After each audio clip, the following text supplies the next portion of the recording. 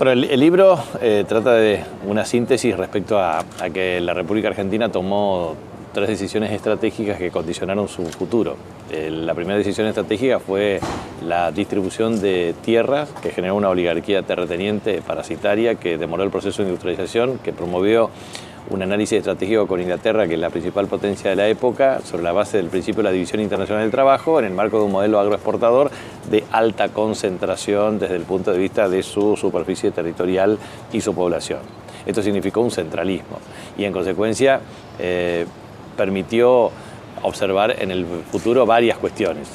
Primero, una tensión entre estabilidad, entre gobernabilidad y calidad institucional, entre estabilidad macroeconómica y crecimiento, y entre inclusión social y distribución del ingreso. Y que esto generó las restricciones que es necesario resolver. Para mí, 3 restricciones iniciales, que se agrega una cuarta, que es institucional. La primera restricción es la restricción energética. Cuando la economía crece, la energía no crece en la misma proporción y, en consecuencia, genera un problema serio desde el punto de vista de sostenibilidad para el crecimiento económico. En segundo lugar, la restricción externa. Nos faltan dólares. Eso significa que hay una insuficiencia en la oferta de divisas en el mercado formal, pero excedentes en el mercado informal. Hay fuga de capitales permanentemente y observamos que hay cerca de 261.000 millones de dólares de formación de activos externos, debajo del colchón, en cajas de seguridad, pero no declarados financieramente. Y, en consecuencia de eso, frente a la interacción global, es un impedimento para la sostenibilidad del crecimiento. En tercer lugar, lo que yo denominaría restricción logística, es decir, Argentina es un país de alta concentración económica, que le falta desarrollo en los 3 corredores bioceánicos estratégicos, en el norte, en el centro y en el sur, en la hidrovía Paraná-Paraguay, en el desarrollo de los puertos fluviales y marítimos y, obviamente, en los pasos fronterizos para unir el Atlántico con el Pacífico. Esas son las 3 restricciones claves que Argentina tiene que resolver para crecer.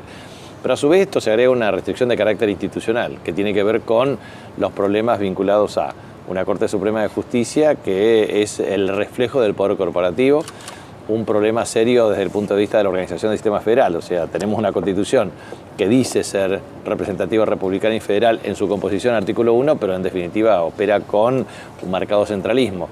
Y, por último, esta restricción institucional genera un impedimento para garantizar confianza y seguridad jurídica. Entonces, esto es lo que entiendo como un impedimento también para las reglas. O sea, tenemos un problema de desequilibrio fiscal sistemático. Desde 1960 a la fecha tenemos déficit fiscal.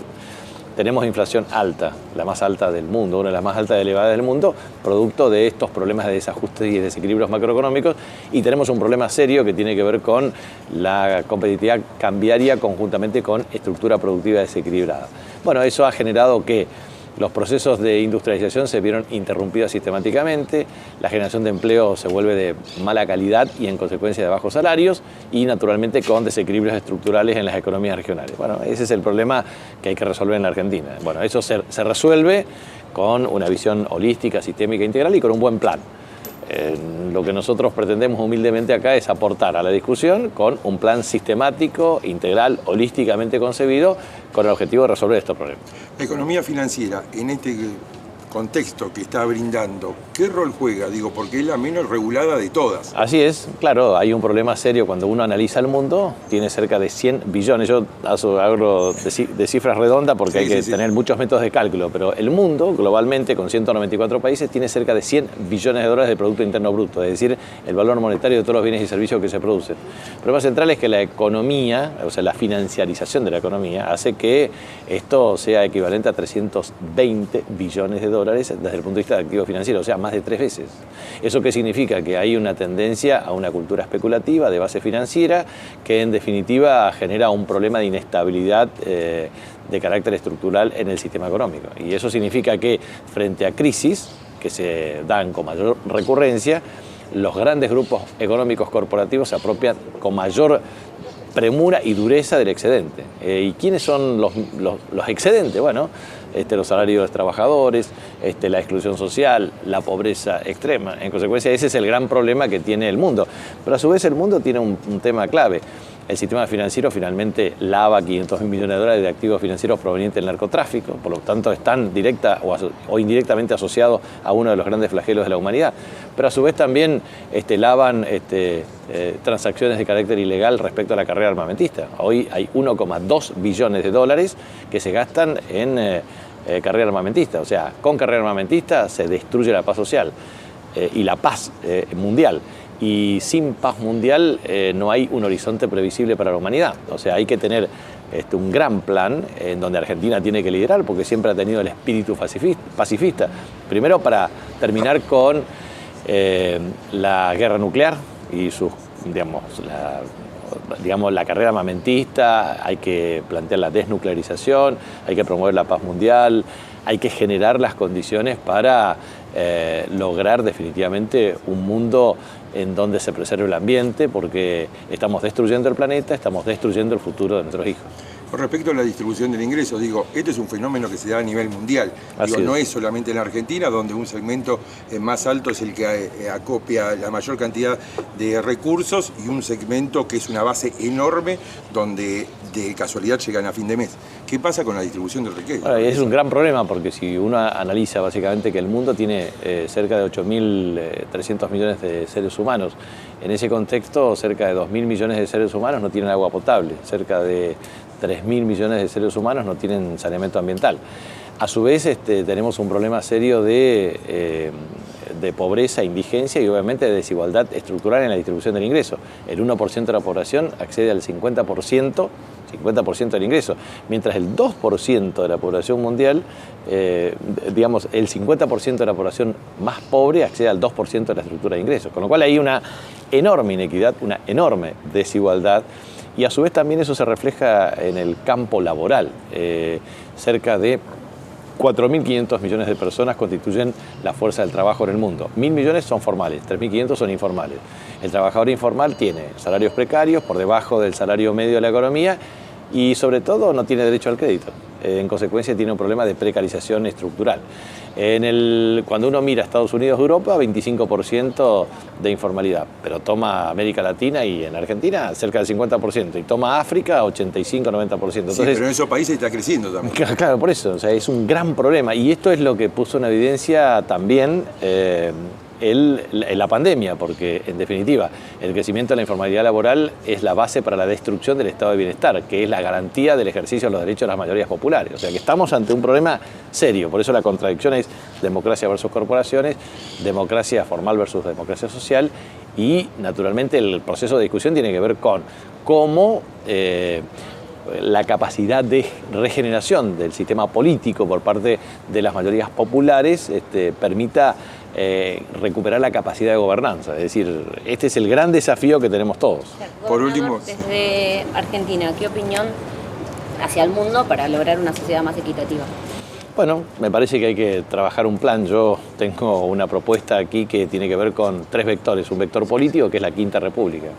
La Quinta República porque yo concibo que Argentina tardó 70 años en la Organización Nacional hasta tener la primera Constitución de 1854, 53, 60, 68, etcétera, sucesivas reformas. Después la Constitución Peronista de 1949 con la garantía de derechos. Y después la proclama militar de 1957, del 27 de abril de 1956, que deroga, con lo cual yo la estructuro como la República fallida, farsa, y a su vez lo que fue la reforma constitucional de 1994. Me parece que hay que constituir una nueva república, sería la Quinta República, con un nuevo plexo normativo constitucional en donde podamos aunar criterios desde el punto de vista de la concepción de un sistema representativo, republicano, federal de gobierno, con sentido social y democracia social. Y en ese contexto garantizar derechos y, por supuesto, que las garantías constitucionales puedan ser parte del ejercicio de la gobernanza. En segundo lugar, una cuestión disruptiva en lo económico. Para mí hay que ser un régimen multimonetario en lo monetario, con moneda digital de curso legal obligatorio, que nos permita rearmar la estructura de peso relativo, resolver los problemas de carácter fiscal, monetario y financiero, generar un shock de blanqueo, y generar ahí una fuerte reducción de la tasa de inflación, incremento del producto, aumento de la tasa de inversión y generación de empleo con un shock salarial. En ese contexto me parece que es importante plantear también lo que denomino el enfoque multidimensional de la pobreza, que tiene que ver con infraestructura social básica, con garantizar el acceso a derechos de calidad y naturalmente el acceso y la calidad de los derechos, pero a su vez también la política de ingresos. Y ahí me detendría claramente a pensar lo siguiente. Argentina tiene cerca de 47 millones de habitantes, tiene 15 millones de viviendas, tenemos 1,5 millones de viviendas de déficit. Por lo tanto, no nos podemos jactar de llegar a 80 o 40 o 50 mil viviendas, hay que hacer muchas más. Hay que lograr un desarrollo en los barrios populares. Tenemos 5.700 barrios populares, donde viven 5 millones de argentinos y argentinas. Esos barrios populares necesitan urbanización, desarrollo territorial y fuerte inversión en infraestructura, agua potable, cloaca, acceso a internet, gas, energía rural y urbana, acceso obviamente a derechos de educación, salud, seguridad, justicia, deporte, cultura, espacios públicos, cultura del encuentro, pero a su vez necesitamos al mismo tiempo generar mecanismos de inserción laboral para reducir los indicadores sociales adversos. Bueno, estos son los grandes. Yo hoy explicaba en una política pública que estamos implementando en Chaco que China, desde 1978 al año 2022, en 43 años planificó un programa para más o menos 779 millones de chinos salgan de la pobreza.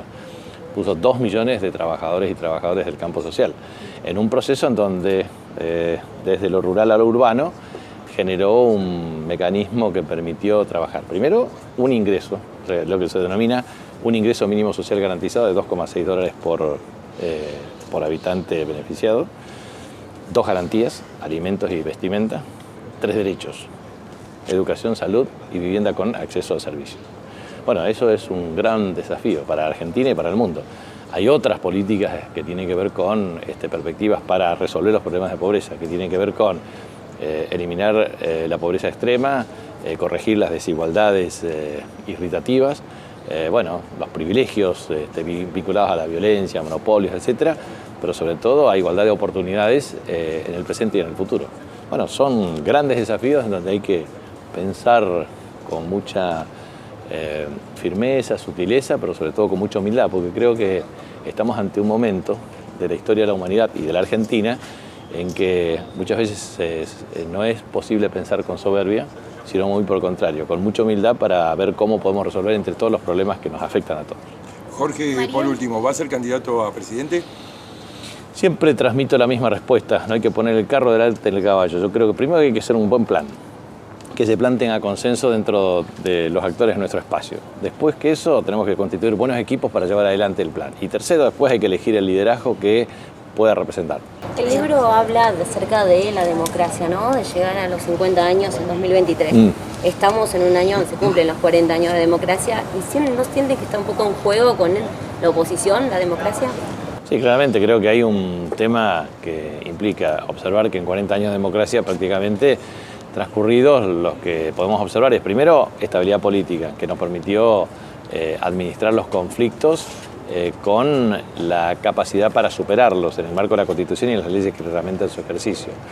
Pero no hemos podido resolver la inestabilidad macroeconómica de origen crónico y tampoco hemos podido resolver los problemas de desigualdades de carácter estructural en materia social. De manera tal de que es necesario reconfigurar un pacto democrático que tenga que ver con pacto político, económico, social, con metas precisas para que 50 años de democracia nos permita tener con la resolución encaminada de estas restricciones que yo planteo, la restricción institucional, la restricción energética, la restricción externa y la restricción logística. Si somos capaces de lograr estos consensos y el diseño y la ejecución de estas políticas públicas, obviamente vamos a poder cumplir estos objetivos y estas metas.